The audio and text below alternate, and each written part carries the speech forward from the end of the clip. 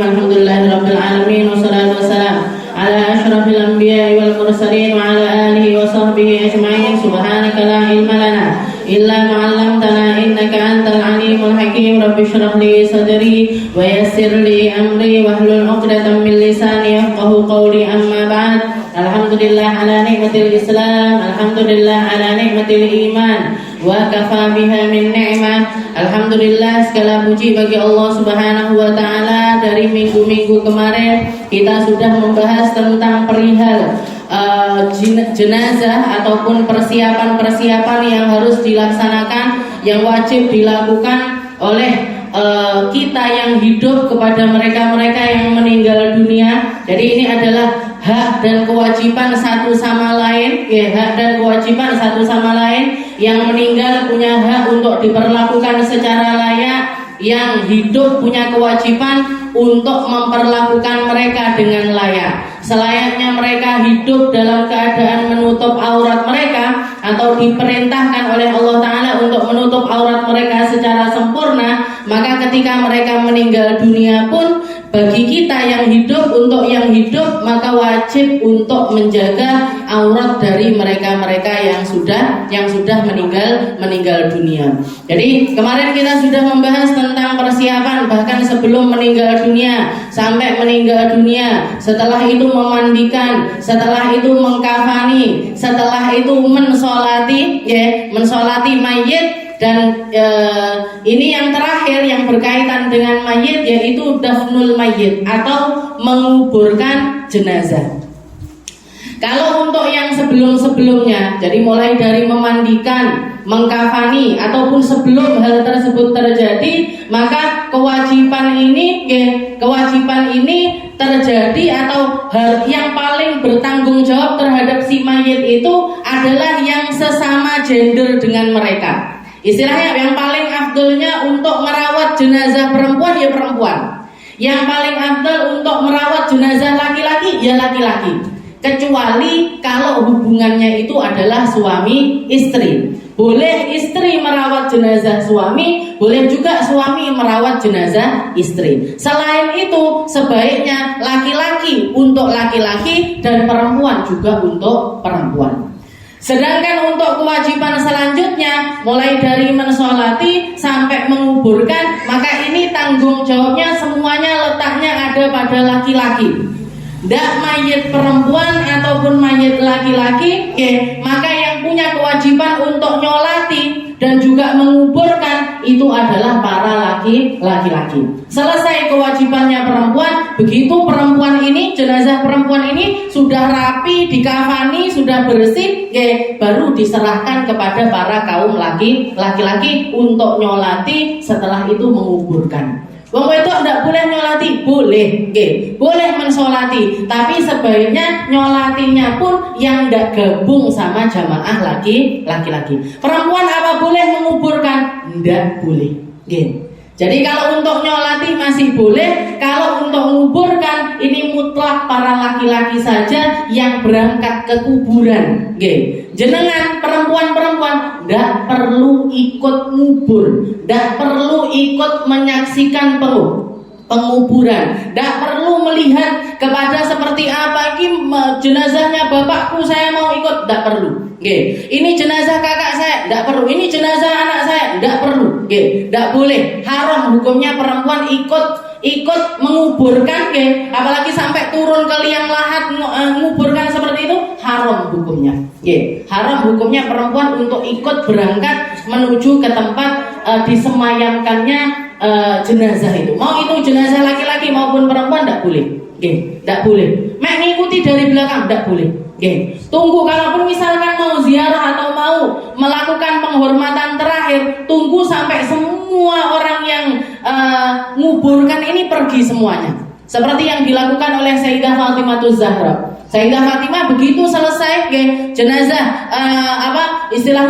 jenazahnya Rasulullah SAW dikuburkan oleh para sahabat, baru beliau setelah sepi, nggak ada orang sama sekali, tinggal Sayyidina Anas bin Malik waktu itu yang ada di tempat tersebut. Sayyidah Fatimah datang, nanya kepada Sayyidina Anas, ya Anas,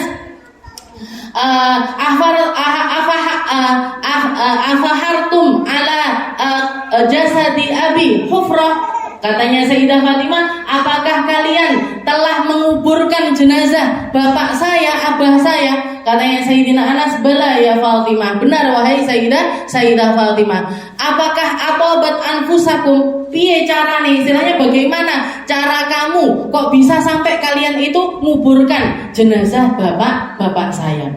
Katanya Sayyidina Anas bin Malik, gak ngerti saya juga wahai Fatimah. Seakan-akan dicabut akal kami semua wahai Fatimah. Seakan-akan dicabut rasa-rasa yang ada di dalam hati kami wahai Fatimah, sehingga kami mampu untuk yahtu alaihi turab, menaburkan tanah di atas jenazahnya Rasulullah Shallallahu Alaihi Wasallam. Fakaifa ya Fatimah hada qada'ullah. Gimana lagi wahai Fatimah, ini adalah sesuatu yang menjadi aturannya Allah Subhanahu wa taala. Baru setelah itu beliau mengucapkan syairnya beliau yang terakhir nih, beliau sempat istilahnya mengekspresikan rasa sedihnya di atas kuburannya Rasulullah Shallallahu Alaihi Wasallam. Beliau mengatakan mada alal ayyam. Jadi beliau istilahnya ingin mengatakan ini istilahnya adalah musibah terbesar yang pernah terjadi pada hidup saya. Kalau misalkan musibah-musibah sebelum ini, bahkan yang setelah ini semuanya dikumpulkan dibandingkan dengan wafatnya Nabi Muhammad Shallallahu Alaihi Wasallam,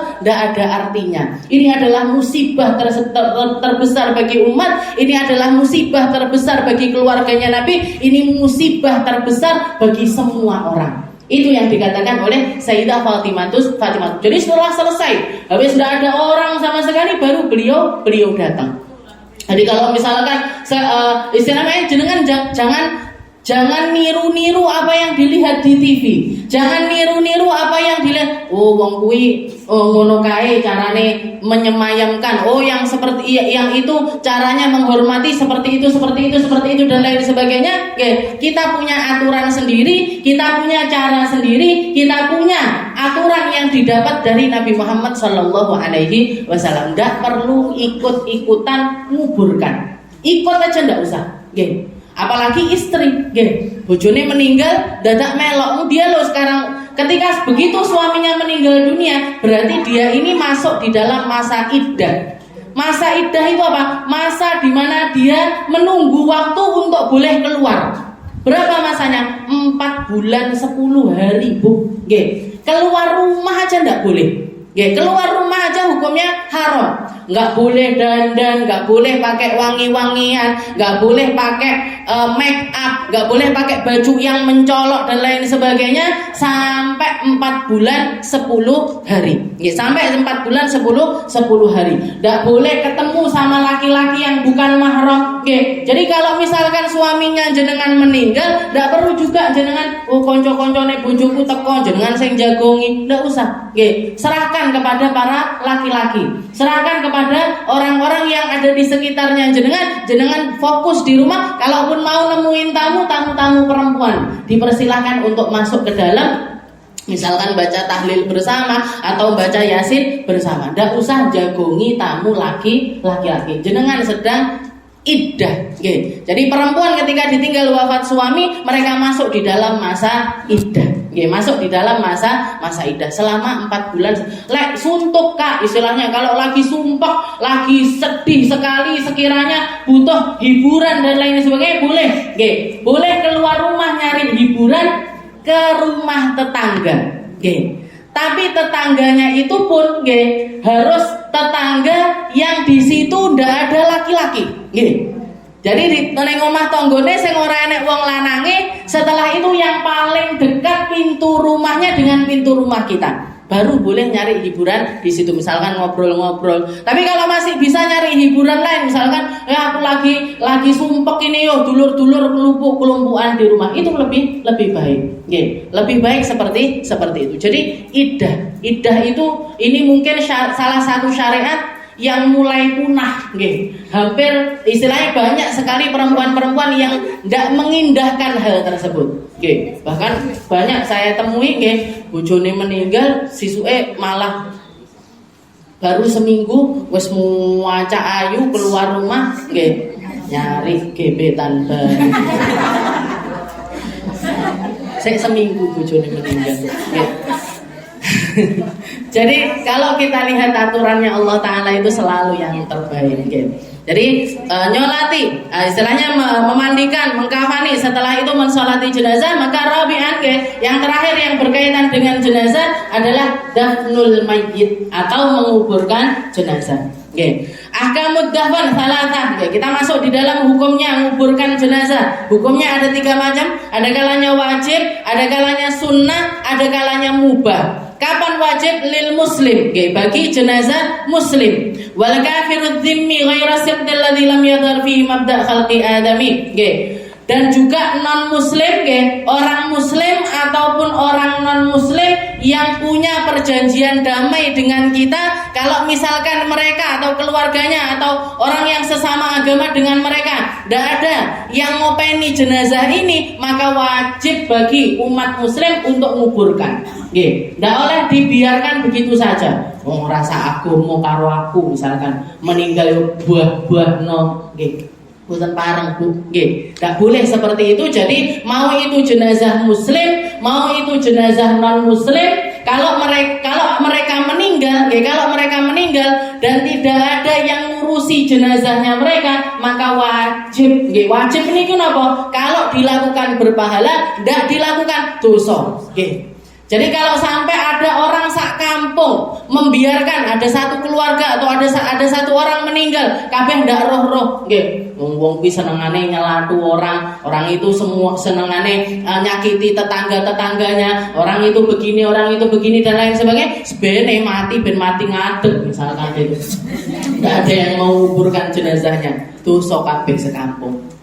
Dosa semuanya sekampung. Jadi mau muslim mau non muslim, maka wajib bagi mereka untuk dikuburkan. Ghairu sibtil ladzi lam yadhhar fihi mabda' khalqi adami. Yang enggak wajib adalah janin gugur yang belum ada tanda-tanda kehidupan sama sekali. Setelah itu yang kedua sunnah. Kapan listiktil ladzi lam yadhhar fi mabda' khalqi adami. Hukumnya sunnah nguburkan janin yang gugur meskipun belum ada tanda-tanda kehidupan sama sekali, belum kelihatan kepalanya, belum kelihatan tangannya, belum kelihatan kakinya, tidak ada pergerakan sama sekali. Atau mungkin istilahnya gugurnya sebelum usia kandungannya itu 4 bulan. Jadi durung bentuk apa-apa.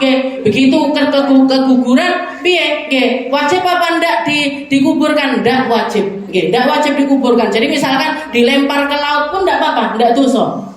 Tapi sebaiknya dibungkus, dikubur. Dibungkus setelah itu dikubur. Apa nih kalau jenengan percaya sama niku napa? Kelas. Jadi kalau ada janin gugur kok ndak dikasih nama, ndak dikuburkan di dan lain sebagainya, jadi las kok. Bukan las. Jadi kalau percaya sama hal-hal yang seperti itu maka nggak ada salahnya istilahnya. Ini anakku, mbuh laki, mbuh perempuan, dikasih nama, dikasih nama yang bisa dijadikan, yang bisa menjadi nama laki-laki dan nama perempuan. Memangnya ada, Hindun itu laki-laki bisa, perempuan juga bisa. Tolha laki-laki bisa, perempuan juga bisa. Dikasih nama dengan nama-nama yang punya 2 makna. Bisa dipakai laki-laki, bisa dipakai perempuan. Setelah itu dibungkus rapi. Kalau misalkan bentuknya sudah daging, dibersihkan. Setelah itu dibungkus sama kain. Habis itu dikasih nama, setelah itu dikuburkan. Mboten napa-napa, ndak ada salahnya. Dia sini napa mboten? Ndak usah. Ditahlili napa? Ndak usah. Jadi yang penting kita perlakukan mereka dengan baik, dengan benar, maka insya Allah terhindar dari hal-hal yang semacam itu. Dan yang terakhir mubah kapan? Lil kafiril harbi.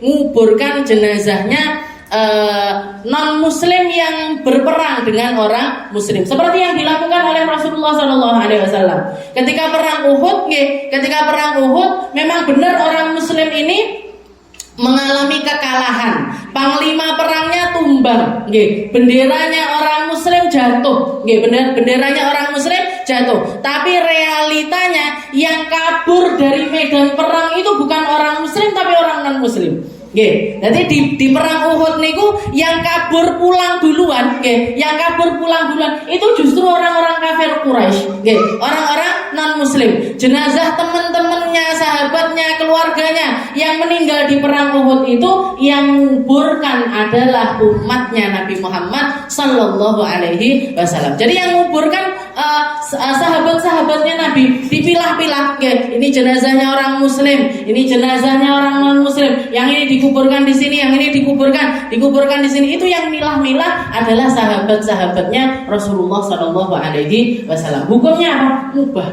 nggih. Boleh nguburkan jenazahnya orang kafir meskipun mereka itu perang sama orang Islam. Illa idza ta'adzan nas bira'ihatihi fayajib. Kecuali, nggih, hukumnya mubah, boleh. Kecuali kalau orang muslim, ya, atau jenazah ini tadi berpotensi akan mengganggu aromanya, okay. Selain misalkan sudah mulai bau, sudah mulai busuk, sudah mulai berubah aromanya, maka wajib untuk dikuburkan. Okay. Tidak boleh dibiarkan begitu saja.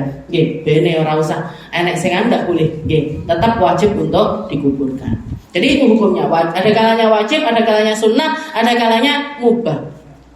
Setelah itu dikatakan di sini aqallu dafnil wajib hufratun taktumu raihatahu wa tahrusuhu minas siba hatta la tanbashuhu wa ta'kuluhu wa la yakfil bina ma imkanil hafar. Dikatakan di sini minimalnya nguburkan, nggih. Minimalnya nguburkan jenazah itu sak berapa? Nggih. Satu lubang yang sekiranya kalau jenazah itu dimasukkan di situ, nggih, setelah itu ditutupi dengan tanah di atasnya, aromanya ndak akan tercium keluar, okay. Aromanya ndak akan tercium keluar dan ndak akan ngundang hewan-hewan buas untuk datang ke tempat tersebut. Hatta la ta'kulahu hatta la tanbashu wa ta'kulu. Jadi sekiranya kalau ada hewan-hewan buas di sekitaran itu ndak akan bikin mereka datang untuk gali kuburan itu atau memakan dari jenazah tersebut. Wala yakfil bina ma imkanil hafar. Dan enggak cukup kalau misalkan kita itu bikin bangunan jadi jenazah di atas, misalkan seperti ini, saya enggak mau gali kuburan, wes ben jenazah ditaruh di atasnya, setelah itu ditutupi tanah di atasnya atau disemen di atasnya, tidak boleh. Okay. Tetap harus dimasukkan ke dalam tanah. Okay. Kecuali kalau tidak bisa. Okay. Kayak ada beberapa orang, termasuk diantaranya nih, salah satu orang yang pernah memimpin di negeri Mesir sana. Jangan kalau pernah dengar siapa namanya, ada pasha-pashanya seperti itu, menterinya Mesir yang pertama kali mengubah kekhalifahan dari khilafah Abbasiyah diganti menjadi agama yang istilahnya dicabut, kebijakan-kebijakan Islam itu dicabut. Dikatakan orang ini ketika meninggal dunia dikubur dimuntahkan. Jadi tanah itu tidak mau dimasuki oleh jenazahnya orang tersebut. Akhirnya apa yang dilakukan sama pemerintah? Ditaruh di atas, disemen dengan nulis. Jadi disemen di atasnya.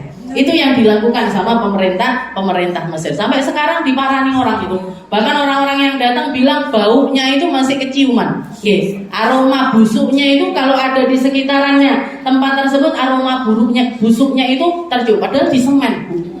Disemen, dipeti, disemen dan lain sebagainya. Tapi Allah Ta'ala kalau mau menghinakan seseorang, dihinakan.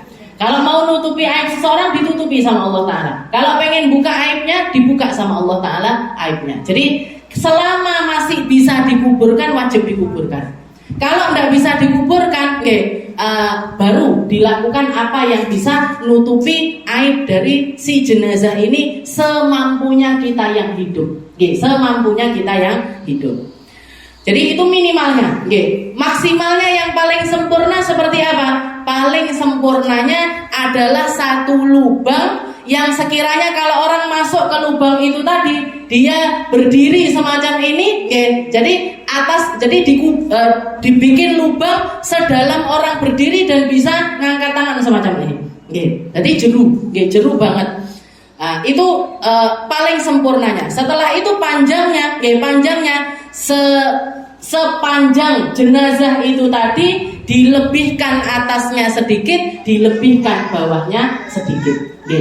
Di atasnya dilebihkan sedikit, bawahnya dilebihkan sedikit. Itu lebarnya. Lebarnya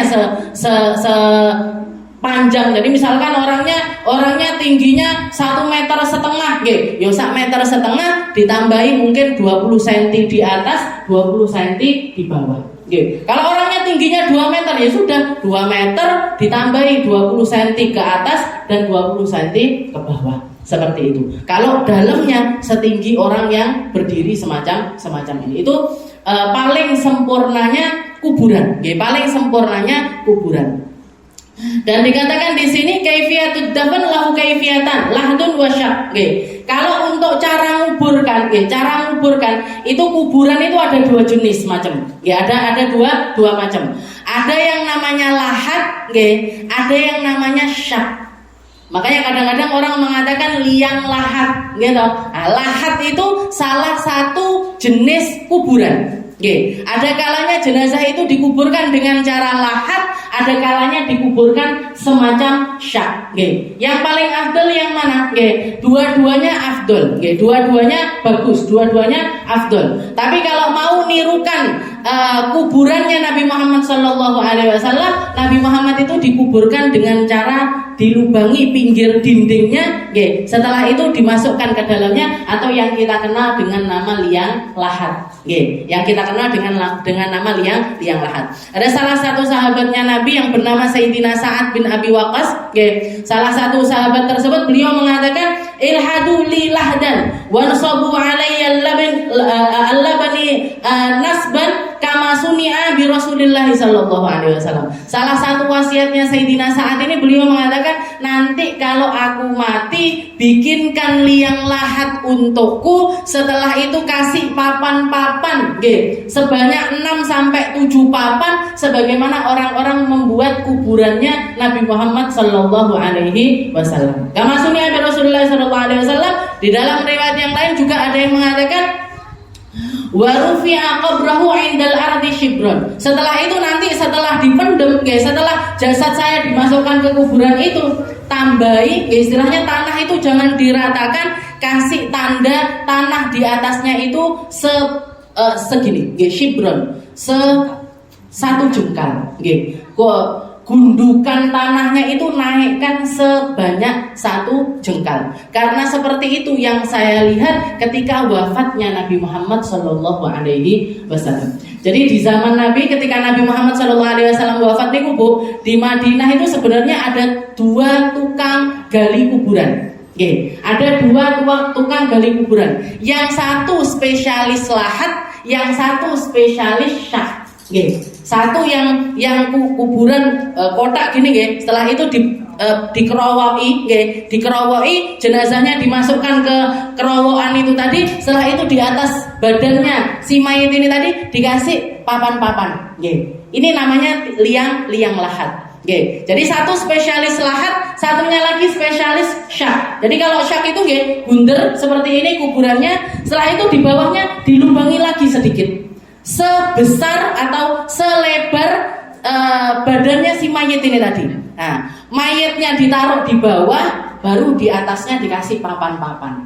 Nah, itu namanya syak. Jadi ada 2 jenis tukang gali kuburan. Ada satunya lahat, ada satunya syak. Bahkan dikatakan yang spesialis lahat ini namanya adalah Sayyidina Tolha al-Ansori. Seorang Ansor namanya Tolha. Namanya beliau itu Tolha. Maka dikatakan ketika kabar wafat Nabi Muhammad itu wafat, keluarganya Nabi ini manggil dua-duanya. Dipanggil, yang tukang liang lahat panggil, yang tukang syak juga panggil. Setelah itu para keluarganya Nabi mengatakan, yahtarullahu li rasulihi masya. Nanti biar Allah Ta'ala yang menentukan mana yang akan dipilih oleh Allah Ta'ala untuk menjadi istilahnya model kuburannya Nabi ini, nanti mau di model apa, biar terserah Allah Subhanahu wa Ta'ala. Ternyata yang datang duluan adalah Sayyidina Tolha al-Ansori ini tadi. Sayyidina Tolha yang spesialis lahat.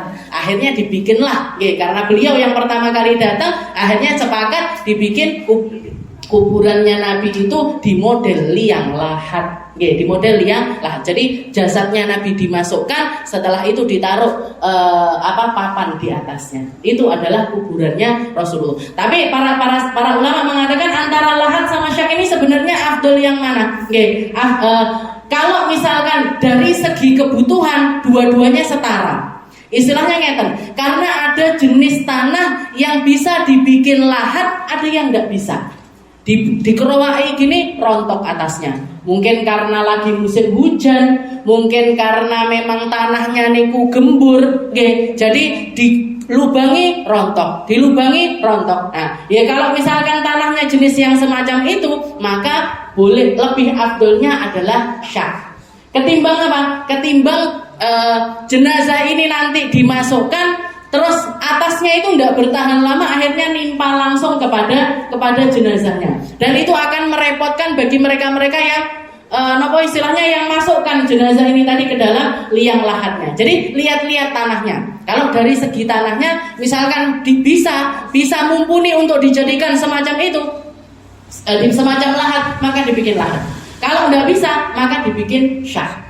Syak ini kan nggak perlu ngerowongi pinggir. Jadi di bawah situ ditambahi gerowongannya, jenazahnya dimasukkan, baru papan-papan di atasnya. Nah, jadi kalau dari segi tanahnya setara, boleh lahat, boleh syak juga boleh.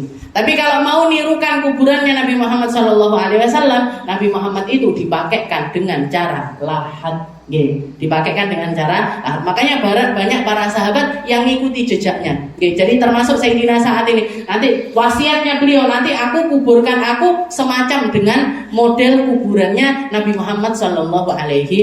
Begitu juga dengan Sayyidina Abu Bakar, begitu juga dengan Sayyidina Umar. Sayyidina Abu Bakar juga seperti itu, Sayyidina Umar juga seperti itu. Jadi ada yang namanya lahat, ada yang namanya syak. Ada yang namanya syak. Setelah itu paling sempurnanya penguburan itu seperti apa? Yang sunnahnya itu seperti apa? Tudul janazah 'alal ard inda muakharatil qabr, thumma yuhmalul mayyit minha min qibali ra'si wa tudallu ila al-qabri rijlahu awwalan. Jadi ketika kuburan itu sudah jadi, dan kalau perempuan yang masuk ke dalam kuburan untuk ngambil atau nampani mayat perempuan ini, juga harus para laki-laki yang mahram sama jenazah perempuan itu tadi. Tidak boleh orang lain. Tidak boleh orang lain yang tidak ada hubungan mahram sama si mayat ini tadi. Jadi yang masuk ke dalam kuburan pun harus yang mahram-mahram. Jadi anak-anak lakinya, saudara-saudara laki-lakinya, atau suaminya, atau paman-pamannya, itu mereka yang boleh memasukkan. Kenapa? Karena apa? Karena nantinya ketika dimasukkan ini kan talinya dicepot kabeh. Talinya dicepot, wajahnya dibuka, dimiringkan semacam itu. Maka yang boleh megang, yang boleh nyepoti, yang boleh melepaskan, itu semuanya adalah orang-orang yang mahram sama si jenazah perempuan tersebut. Bahkan Nabi Muhammad SAW pun, kalau yang meninggal ini perempuan, utamanya kalau mereka-mereka yang belum pernah menikah, Nabi Muhammad nambahi rida di atas jenazah perempuan itu tadi. Jadi ridanya Nabi diselimutkan lagi di atas jenazah perempuan itu untuk diturunkan ke liang lahatnya, dan Nabi Muhammad tidak ikut. Nabi Muhammad tidak ikut untuk masuk ke dalam liang lahat itu, tidak mau Nabi.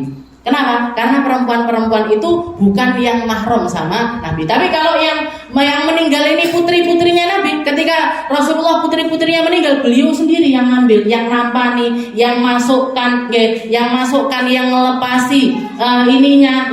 Setelah itu ditalkin dan lain sebagainya. Bahkan banyak cerita di mana para sahabat itu menemukan ketika putri-putrinya Nabi itu wafat, setelah selesai semua orang udah bubaran, Nabi Muhammad masih duduk di atas kuburan putrinya, ainahu tadzrifan, dan kedua mata beliau itu nangis terus. Istilahnya sedihnya bapak ketika ditinggal meninggal oleh putrinya. Jadi beliau duduk di situ sendirian. Jadi mulai dari semuanya beliau sendiri, kecuali mandikan. Nggih. Kalau yang mandikan putri-putrinya Nabi ini pernah putrinya Nabi dimandikan oleh seorang perempuan namanya Ummu Atiyah. Nabi Muhammad tidak ikut masuk. Nggih, tidak ikut masuk. Cuman pas Nabi cuma ngasih wasiat, nanti kalau sudah selesai dimandikan akhbiruni, kasih tahu saya. Nah, setelah selesai dimandikan, Rasulullah ngambil salah satu ridanya, setelah itu bungkuskan ini di badannya putriku. Oke, jadi ridanya Nabi ini disuruh masukkan ke kain kafannya dan masukkan di tempat yang nempel sama badan putri saya. Rasulullah tidak ikut ngafani, tidak ikut memandikan, tapi masuk ke liang lahat. Beliau masuk liang lahat, beliau sendiri yang masukkan jenazah putri-putrinya beliau. Nah, jadi seperti itu. Jadi bahkan sampai masuk ke liang lahat pun tidak boleh. Oke. Sing nalkin, yang nalkin juga keluarganya, nggih. Yang nalkin keluarganya, yang lepasi keluarganya, yang naruh mapak nih, nggih, karena nanti dikasih lempung-lempung di sininya gitu. Pernah napa mboten jenengan ngelihat, nggih. Jadi dikasih lempung bantalnya mboten kapuk neh, nggih. Jadi mek lempung dibikinkan ditaruh di pipinya, dihadapkan ke arah kiblat, ngadep ke sebelah kanan dan lain sebagainya. Itu semuanya harus orang-orang yang mahram dengan si perempuan itu tadi. Jadi setelah itu tudul janazah 'alal arad inda muakhiratil qabr thumma yuhmalul mayyit minha min qibali ra'si. Jadi diturunkan setelah itu yang dimasukkan pertama adalah bagian kepalanya sampai ke kakinya, wa yudu birifqin 'ala jambihil ayman nadban wa mustaqbilal qiblah. Dihadapkan wajahnya miring ke sebelah kanan, dadanya juga miring ke sebelah kanan, wa yaqulul ladzi yulhiduhu, dan ketika memasukkan jenazah ini tadi ke liang lahat itu tadi, ini yang dibaca terus-terusan adalah Bismillahirrahmanirrahim wa ala millati Rasulillah sallallahu alaihi wasallam. Bismillahi wa ala millati Rasulillah. Bismillahi wa ala millati Rasulillah. Atau sempurnanya itu Bismillahirrahmanirrahim wa ala millati Rasulillah sallallahu alaihi wasallam. Setelah sudah dipapak nih, sudah masuk ke dalam liang lahatnya, wa yuhallu isabatal kafan allati inda ra'si, yang ikatan bagian kepala ini dilepas, ikatan bagian kepala dilepas, wa yukshafu khadduhul ayman wa yad'uhu 'ala turab. Setelah itu bagian kepala, bagian wajahnya dibuka, disingkap bagian wajahnya. Jadi kalau jenengan kemarin ngafani itu bagian wajahnya dikasih kapasnya itu dilepas. Kapasnya dilepaskan, setelah itu dihadapkan ke sebelah, miring ke sebelah kanan. Wa yad'u 'ala turab wa yuwassidu biwid'i libanatin in ihtaja ila dzalik. Kalau misalkan dihadapkan gini, kok dia istilahnya tidak bisa pas kepalanya, jadi diginikan ngeten malih. Nah, itu tadi dikasih ganjel berupa beberapa bunder-bunderan tanah, ditaruh di bagian kepalanya. Ini taja ila dzalik, kalau perlu untuk melakukan hal tersebut. Lek perlu, istilahnya bisa gini miring masih sudah bisa, maka tidak perlu juga dikasih yang semacam itu. Wa yaj'aluhu qariban min hayatir raqi. Setelah itu badannya agak dirukukkan, jadi di pelengkung nih, jadi badannya jenazahnya itu tadi dipelengkungkan ala hayatir raqi, seperti mirip kayak orang yang mau, bukan rukuk, nggak rukuk bener-bener rukuk mboten, tapi seperti orang yang mau rukuk seperti itu. Wa yaj'alu qariban min hayatir raqi li alla yankabba ala wajhi, agar mukanya ini ndak nyungsep ke tanah, biar mukanya ini ndak jatuh ke tanah. Tsumma yu'adzin wa yuqim biduni raf'i sautin. Setelah itu sebelum ditutup jenazahnya, maka diadzani dan diikomahi dengan suara yang pelan, dengan suara yang pelan. Ala sauti biduni raf'i sautin fi udunihil yumna, di telinganya bagian kanan. Telinganya kan sudah nempel ke tanah. Itu yang ada di liang lahat itu jongkok, setelah itu dekatkan mulutnya ke telinganya yang sebelah kanan, di situ dia diadzan. Allahu akbar, Allahu akbar, Allahu akbar, Allahu akbar ila akhir. Sampai akhir azan. Tsumma yasuddu futahal qabr liyamna ihalatit turab alaihi. Setelah itu baru dikasih begitu selesai sudah diadzani, diiqomahi, diletakkan papan-papannya itu di sekujur tubuhnya si mayit. Setelah selesai baru ditalkin. Talkinnya ini panjang, di situ sudah saya tuliskan. Jadi sighatul talkinnya itu bahasanya atau yang dibacakan adalah kullu nafsin dha'iqatul maut wa innama tuwaffawna ujurakum yaumal qiyamah faman zuhziha 'anil nari wa udkhilal jannata faqad faz wa mal hayatud dunya illa mata'ul ghurur. Jadi Allah ngutip ayat Allah Ta'ala yang mengatakan kullu nafsin dha'iqatul maut, semua yang bernyawa punya ajalnya masing-masing. Wa innama tuwaffawna ujurakum yaumal qiyamah, dan pahala ataupun dosa semuanya perhitungannya nanti akan dituntaskan oleh Allah Ta'ala di hari kiamat. Yang menanam kebaikan akan panen kebaikan, yang menanam keburukan juga akan panen keburukan di akhirat nanti. Setelah itu faman zuhziha 'anil nari wa udkhilal jannata faqad faz. Mereka jiwa-jiwa, roh-roh yang sama Allah Ta'ala dijauhkan sejauh-jauhnya dari neraka dan dimasukkan ke dalam surga, merekalah orang-orang yang sukses sebenarnya. Faqad faz. Wa mal hayatud dunya illa mata'ul ghurur. Dan sungguh kehidupan di dunia ini semuanya adalah mata. Mata niku benda-benda yang menipu. Semuanya itu tipuan. Semuanya itu adalah tipuan, jabatan tipuan, harta tipuan, kecantikan tipuan, semuanya, anak-anak tipuan, suami tipuan, keluarga tipuan, semuanya menjadi sesuatu yang menipu ketika kita tidak menjadikannya sebagai wasilah mendekatkan diri kita kepada Allah Subhanahu wa Ta'ala. Ini tadi buktinya yang ada di depan mata. Yang talqin ini kan buktinya ada di depan mata. Delok ndi kelambine sing akeh, di jilbabe sing akeh, di omahe sing gedhi, nggih ta? Mana rumahnya yang besar, mana kipas anginnya yang dingin, mana AC-nya di bawah, ada yang di bawah, enek sing dikantongi, enek sing digowo mati, tidak ada. Ini buktinya. Wa mal hayatud dunya illa mata'ul ghurur. Semua yang ada di atas muka bumi ini adalah benda-benda tipuan bagi mereka-mereka yang tidak menjadikannya wasilah kepada Allah Subhanahu wa Ta'ala. Tapi yang menjadikan itu semuanya wasilah menuju Allah Ta'ala, gaya kelambi api diniati izzatul Islam. Saya mau naikkan harkat martabatnya orang Islam. Saya bikin rumah besar, saya bikin rumah bagus, saya bikin rumah yang mewah. Tujuannya apa? Nanti kalau ada tamu-tamu terhormat, ulama-ulama, kiai-kiai, tak amper neneng omahku, tak turok neneng omahku, tak jamu dengan jamuan seindah-indahnya. Jadi semuanya niat, semuanya bisa jadi wasilah-wasilah kepada Allah Subhanahu wa Ta'ala. Garek gelem apa enggak? Tinggal mau atau enggak. Kalau mau nanti akan ketemu pahalanya di surga. Kalau enggak mau ya wes, enggak digowo mati. Sudah selesai acaranya begitu masuk ke liang lahat. Setelah itu dikatakan ya Abdullah, ya ibna amatullah.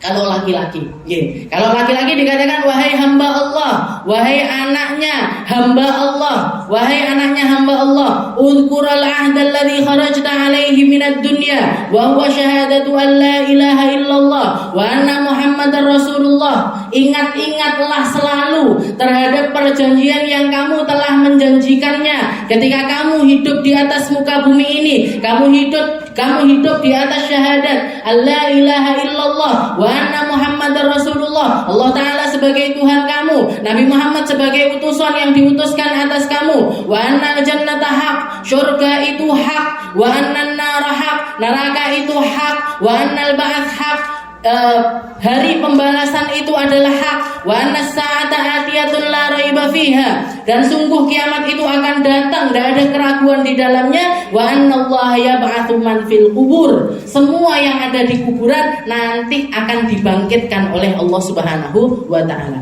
Wa annaka radita billahi rabba, dan kamu hidup ridho Allah Ta'ala sebagai Tuhanmu. Wa bil islami dina, Islam sebagai agamamu. Wa bi Muhammadin nabiyya, Nabi Muhammad sebagai nabimu. Wa bil Qur'ani imama, Al-Quran sebagai imammu, wabil Ka'bati kiblatan, Ka'bah sebagai kiblatmu, wabil mu'minina ikhwana, dan saudaramu adalah orang-orang sesama muslim. Fa idza ja'aka al-malakani al-muwakkilani bika fala yusijaka wa la yura'iba. Setelah itu diwanti-wanti, nanti kalau datang dua orang malaikat yang diwakilkan, yang menjadi wakil-wakilnya Allah Subhanahu wa taala, ndak usah takut, ndak usah terkejut. Fa innahuma khalqun min khalqillah. Mereka berdua adalah makhluk-makhluknya Allah taala, sebagaimana kamu juga adalah makhluknya Allah. Fa idza atayaka wa ajlasaka wa sa'alaka faqul lahumā. Kalau dia datang setelah itu mendudukkan kamu, nanya kepada kamu, faqul lahumā, katakan kepada mereka berdua, Rabbi Allah, Tuhanku Allah, wa dinil Islam, agamaku Islam, wa bi Muhammadin nabiyyi, Muhammad nabiku, wa bil Qur'an imami, Al-Qur'an imamku, wa bil Ka'bati kiblati, Ka'bah kiblatku, wal muslimuna ikhwani. Orang muslim adalah para saudaraku. Tsabbatakallahu bil qawli tsabit, tsabbatakallahu bil qawli tsabit, tsabbatakallahu bil qawli tsabit. Semoga Allah taala menetapkan ucapan itu di lisanmu, semoga Allah taala menetapkan ucapan itu di lisanmu, semoga Allah taala menetapkan ucapan itu di lisanmu. Istilahnya muga-muga kowe iso jawab, muga-muga kamu bisa jawab. Setelah itu diakhiri dengan kutipan ayat lagi yang mengatakan yutsabbitullahu alladhina amanu bil qawli tsabit fil hayatid dunya wa fil akhirah. Sungguh Allah taala akan menetapkan lisan-lisan mereka yang terbiasa dengan perkataan-perkataan hak, sama Allah taala juga akan diizinkan untuk mengucapkannya ketika mereka sudah masuk ke alam akhirat. Makanya la ilaha illallah Muhammadur Rasulullah, alaiha nahya wa alaiha namut. Hidup atas la ilaha illallah, mati juga atas la ilaha illallah. Tsabbatanallah bil qawli tsabit. Yaqulu ma'al ula minha khalaqnakum Allahumma laqinhu indal mas'alah. Jadi tadi itu adalah talqin yang paling sempurna. Kalau misalkan ada versi-versi yang lainnya, maka itu cuman beda lafaz aja, beda lafaz-lafaz atau perkataan-perkataan. Kalau yang disaksikan oleh para sahabat-sahabatnya Nabi Muhammad SAW, Nabi Muhammad itu begitu selesai sudah dikuburkan, tapi masih ada beberapa orang, masih ada orang di atas kuburan tersebut. Rasulullah mewanti-wanti sama orang-orang yang ada di tempat tersebut, istaghfiru li akhikum, mintakan ampun kepada Allah taala atas saudaramu yang baru saja meninggal. Fa innahul an yus'al, karena sekarang dia sedang ditanyai oleh dua malaikat. Jadi mintakan, doakan biar mereka ini bisa jawab, doakan biar mereka ini diampuni, doakan biar mereka ini selamat dari pertanyaan, doakan biar kuburannya ini jadi taman-taman surga, bukan jadi lubang-lubangnya neraka. Itu yang diperintahkan sama Nabi Muhammad SAW. Nabi Muhammad juga pernah ditemui ada seorang sahabat yang melihat Nabi Muhammad ini begitu orang bubaran, beliau tetap berdiri, berdiri ngelihat ke arah kuburan yang baru saja dikuburkan. Setelah itu Nabi Muhammad ngomong di saat tersebut, ya fulan ibnu fulan, wahai engkau fulan ibnu fulan, laki-laki anaknya. Jadi misalkan Muhammad bin Abdullah, misalkan seperti itu, atau abah saya Muhammad bin Salim, ya fulan bin fulan. Kalau perempuan ya fulanah binti fulan. Kamu wahai jenazah perempuan anaknya bapak ini, qul la ilaha illallah, qul la ilaha illallah, qul la ilaha illallah. Jadi Rasulullah ngomong seperti itu, ngomong kepada kuburan, qul la ilaha illallah, qul la ilaha illallah. Ada seorang sahabat yang nanya, ya Rasul, kenapa kok jenengan ngobrol atau ngomong sama orang yang sudah meninggal dunia? Katanya Nabi, kamu tidak lebih mendengar daripada dia. Dia juga sama bisa mendengarnya terhadap kamu, cuman bedanya kamu sama Allah Ta'ala masih dikasih kesempatan untuk jawab, dia sudah tidak dikasih kesempatan untuk menjawab. Dengar. Jenengan ziarah ke tempat kuburannya bapaknya jenengan, ibunya jenengan, saudaranya jenengan yang sudah meninggal. Jangan jenengan kira mereka tidak dengar apa yang kita katakan. Jangan dikira mereka tidak mendengar, tidak gembira ketika kita datang, atau nggak sedih ketika kita lama nggak datang. Sedih mereka kalau kita lama nggak datang, dan gembira mereka kalau ketika kita ziarah kepada mereka. Dan apapun yang kita bicarakan, mereka dengar. Cuman bedanya sama Allah Ta'ala tidak dikasih kesempatan untuk jawab, tidak dikasih kesempatan untuk menjawab.